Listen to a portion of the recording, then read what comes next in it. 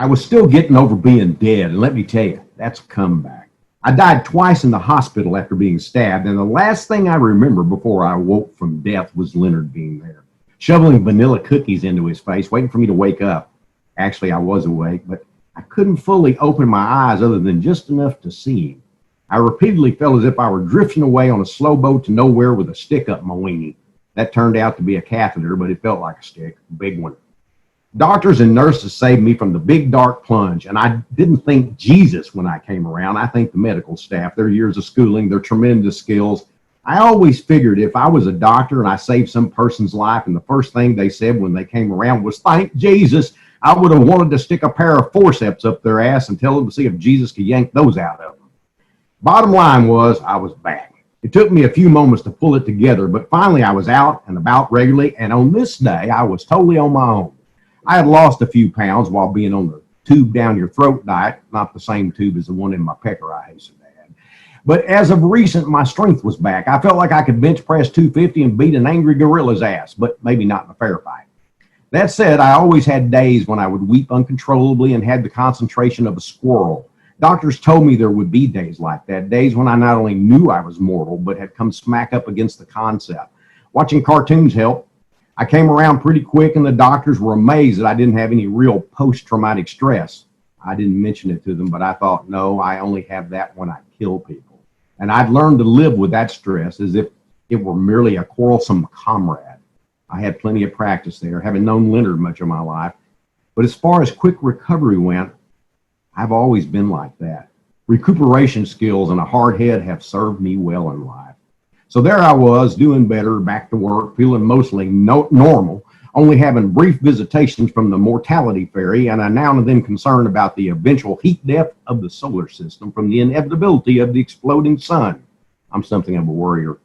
On this day, I had office duty at Brett Sawyer Investigations, where I worked for my girlfriend, Brett, worked with my best friend, Leonard. I was sitting with my feet on the desk, noticing my socks didn't match, feeling like a classic private eye, though my detective skills are right up there with my mathematical ability, which means you shouldn't ask me to do your taxes. But I'm persistent. That's another good trait you can add to quick recuperation time and a hard head. When I was 16, my dad got me a job with a fellow who had me help him haul brush and tear down old houses he had bought to sell for scrap lumber.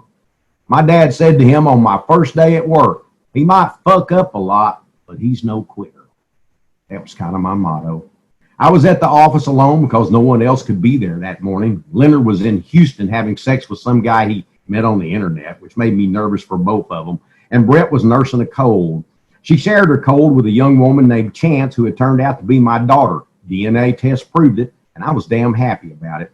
I'd only known about her for a short time, but she meshed with my family of Brett and Leonard and Buffy the dog as if she had been with us since birth.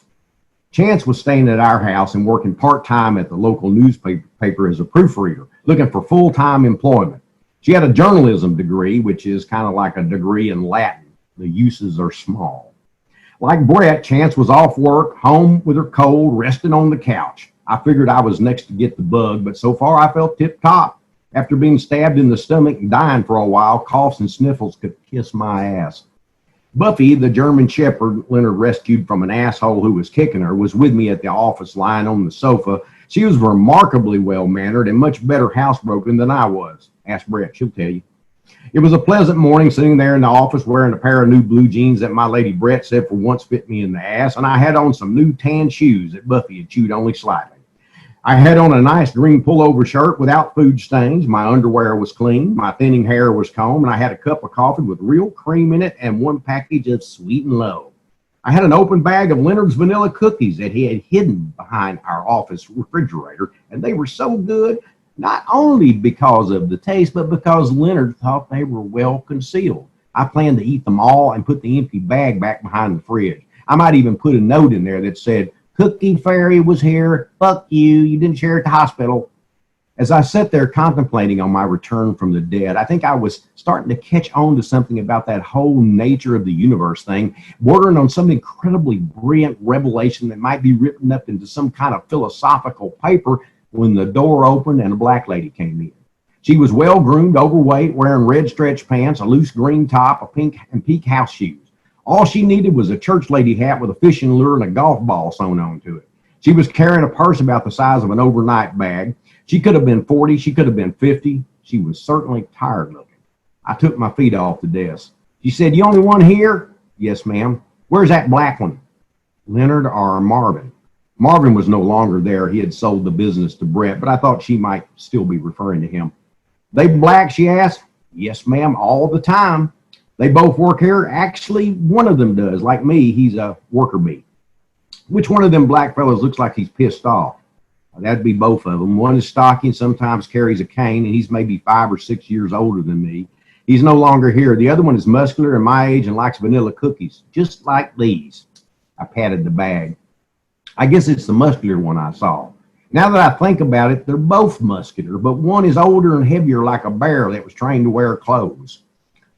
She was studying me hard. "As you can see," I said, "I'm not either of the black ones." "I was just thinking, I can't tell how old you are. White people, they're hard to judge. Can I have a cookie?" "Take 2. Would you like coffee? You got a clean cup?" "You bet I do." She told me how she liked it. I got up and fixed her a cup. No artificial sweetener for her. She took 4 packages of sugar, stirred it with one of our plastic spoons, tasted it, asked for one more package, and I gave it to her. While she drank her coffee, she dunked one of her cookies in it and nibbled. She knew what was up. "I guess it don't matter which one it is," she said. "I seen him come up the stairs and go down, so I figured he worked here, and him being black, I thought I'd want to talk to him. Some of us white folks talk and investigate pretty good." "I guess so." "How'd you see him?" "What do you mean?" "The black guy, Leonard. I seen you weren't in a tree by the parking lot with a pair of binoculars." "Are you being a smart ass?" "Only a little. I live across the street, Master Detective. That's why I'm here in my house shoes. I sort of put on what was in front of me." "I guess that." "No, you didn't," she said. "All right, I didn't. I got some money. I don't want anything for free." "I've offered nothing for free." "Uh-huh," she said. She removed a change purse from her very large handbag, which had enough room for an alternate universe, and probed around in it like she was digging for King Solomon's gold. She took out a wad of bills that would have choked a dinosaur and slapped those on the desk, poured some coins on top of them. She looked at me. I reached over and pulled the money close and counted it out. It was a big wad, but most of it was in small denominations. $40 in ones, a 5, a dog-eared 20 with a chewed corner, chewed by an actual dog maybe. There was 28 cents in change and a nice pile of lint and a round chunk of peppermint wrapped in plastic. She took the peppermint back and dropped it into her purse. I bet that peppermint is still falling.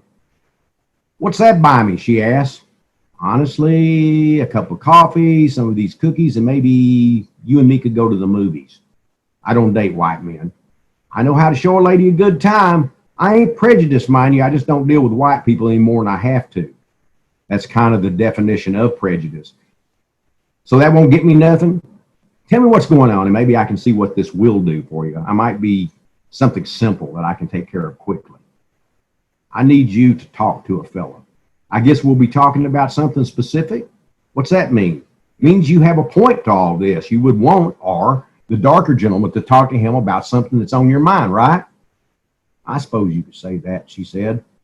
"I think my son was murdered." "Oh," I said. Now I was truly interested. I had feared this would be a lost cat job, and though I have nothing against reuniting folks with their lost pets, most of the time a cat will just come home. "I want the black man to do it because he's black. You think that would help? You might not fit into the projects in Camp Rapture."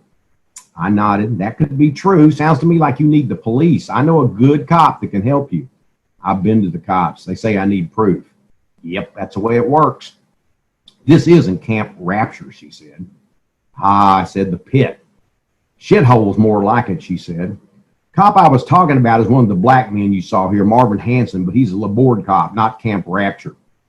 "Then get the other one," she said. "I want the black man here to get proof. Dealing with cops makes my ass hurt. Nothing gets done. When I'm not toting a bale for them old white masters or hoeing a row of cotton, I work here as well. And I gave you the vanilla cookies. Trust me, the black one, he wouldn't have given you the crumbs in the bottom of the sack, let alone a cookie. You ain't ever holding no row of cotton, and neither have you. Only cotton around here in the last 50 years is in an aspirin bottle." That made her grin. I said, "I have done farm work, though. Used to work in rose fields. I worked in an aluminum chair factory, had an unfortunate period of employment at the chicken plant." "You worked there?" I didn't fit in. It was what you might call an unsuccessful period in my work history. "I worked there." "When?" she told me. "I was there then," I said. Say you was. I was. You remember that woman got attacked on the other side of the fence and a white fella climbed over it and saved her? That was me. No, it wasn't. Yes, it was. You the one. You was thinner then, wasn't you? Thanks for noticing. I had just been congratulating myself on how much weight I had lost, and now she was telling me I was thinner then. Certainly, I had been a bit more spry. I was right there in the crowd, she said. I didn't know that was you. Yep, I got a free vacation from the employer out of it. It wasn't as refreshing as I'd hoped, but that's neither here nor there. I didn't mention the black man she wanted to take her case had gotten us left by a cruise ship, and then we had been attacked by thugs on the beach, and Leonard had gone around wearing an embarrassing hat and a bad wound. We got wounded a lot. We had a way of annoying people. Okay, she said, okay, that's good. You was the one. That's good. You did good by that girl saving her like that. You're hired. Keep in mind, I can only do so much for this amount of money. You talk to this fella seen the murder. That's all I want. Start there. All right. Tell me what it is me and this fella will be talking about. Besides murder, I mean. I'm going to need some details. I'll want to visit with the cops, too. She shook her head. I don't like that. I said I talked to them. Shit, I'm pretty sure they was the ones done it.